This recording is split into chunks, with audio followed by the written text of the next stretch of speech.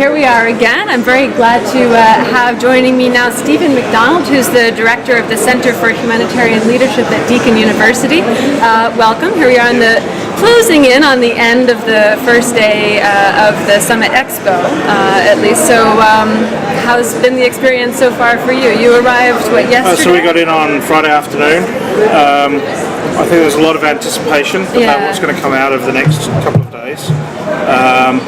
Increasingly over the course of this afternoon, we've seen a lot more delegates, particularly from the diplomatic corps, starting to come through as well. We've had some fantastic conversations.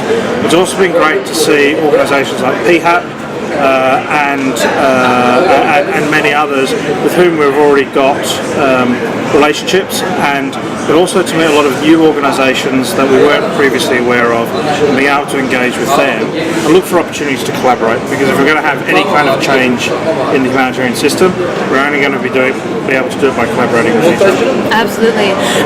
Perhaps you could tell us about what are some of the innovative approaches of the centre. So what's the unique kind of the unique selling point of what you're doing in terms of professional development with, as I understand it, experienced practitioners in the sector?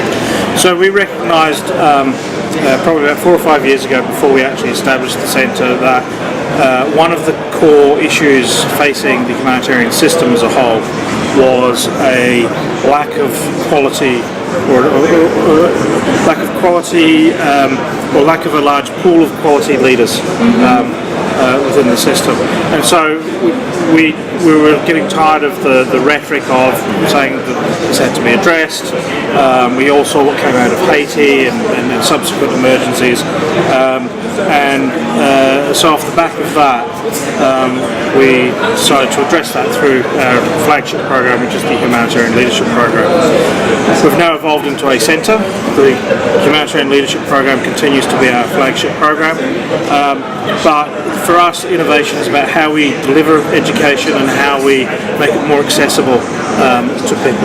So that's everything from how we provide student financing and scholarships through to the actual pedagogies or methodologies of delivery. So we use a mixture of both distance education and intensive residential education, but also increasingly making programs more freely available through the internet, through what we call massive online open courses. The other thing we've now really started motoring on is our research agenda. So we have about 6 or 7 research projects now underway, everything from gender issues in Afghanistan through to my personal favourite, because it's my research area, which is the relevance of traditional approaches to command and control in the digital age. And then we actually have an innovation agenda, which isn't about having an innovation lab, because everyone has one of those, but it's more about how can we make innovation sticky, how can we help others to create a space where they can actually bring their ideas to fruition. Yeah, that's very interesting. In the so looking at the program that we have coming up for the next 2 days, I imagine there are a number of issues that will be discussed, that are debated over the next 2 days, that are very much of concern to some of the people that you have as students, who are themselves really experienced practitioners. If you had to pick 1 or 2 of the most salient issues that may be unsettled or still debated that are on the table here at the summit, what would those be? Yeah, look, I mean, it's almost as much about the issues that aren't on the table as it is about the ones that are on the table. I think this shift towards convergence between development and humanitarian practice is, I don't know if it's concerning, but I think it's something that could potentially allow the system and the states to let themselves off the hook a little bit. I think we do need to have a really thorough debate within the humanitarian community about what that actually means.